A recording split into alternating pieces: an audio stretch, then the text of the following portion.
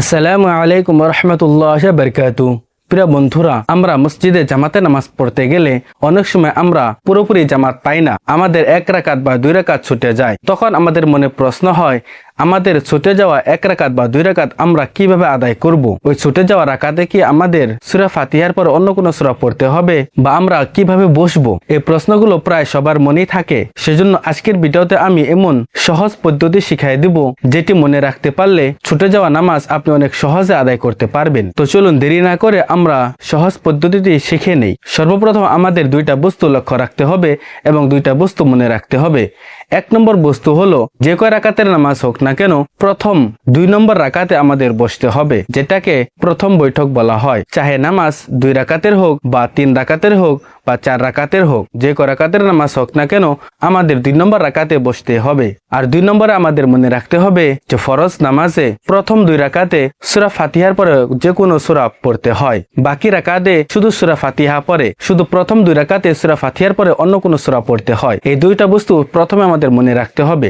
যেমন ভাবে ধরে নেন 4 রাকাতের নামাজ আমরা 2 রাকাত পাই নাই। যখন আমরা 2 রাকাত পাই নাই, তখন আমাদের দেখতে হবে যে আমরা কোন 2 রাকাত পাই নাই। আর যে 2 রাকাত আমরা পাই নাই, সেই 2 রাকাতে ইমাম সাহাব সূরা ফাতিহার পরে অন্য কোনো সূরা পড়ছে নাকি পড়ে নাই। যখন আমরা 4 রাকাত নামাজে 2 রাকাত নামাজ পাই নাই, তো 2 রাকাত প্রথম 2 রাকাত ছিল, যে 2 রাকাত আমরা পাই নাই।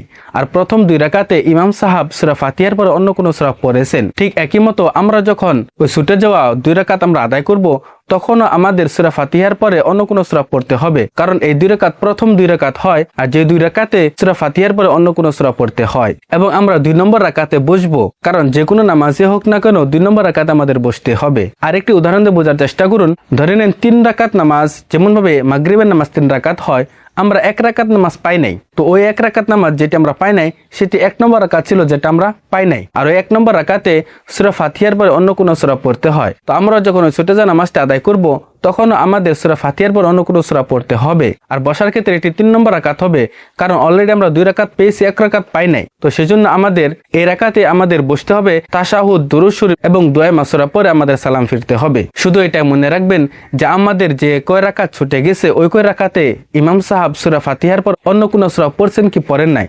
যদি পড়েছেন তাহলে আমাদেরও পড়তে হবে। এবং বসার ক্ষেত্রে সবসময় মনে রাখবেন যে 2 নম্বর রাকাতে আমাদের বসতে হবে। আর এই দুইটা বস্তু যদি আপনি মনে রাখতে পারেন, তাহলে ইনশাআল্লাহ আপনার যে রাকাতে ছুটে যাক না কেন, আপনি অনেক সহজে সেই ছুটে যাওয়া রাকাতগুলো আদায় করতে পারবেন। তো আশা করি আপনারা সবাই বুঝতে পারছেন। আর আপনি যদি এরকম ভিডিও দেখতে চান, তাহলে চ্যানেলটি সাবস্ক্রাইব করে আমাদের সাথেই থাকুন। আসসালামু আলাইকুম।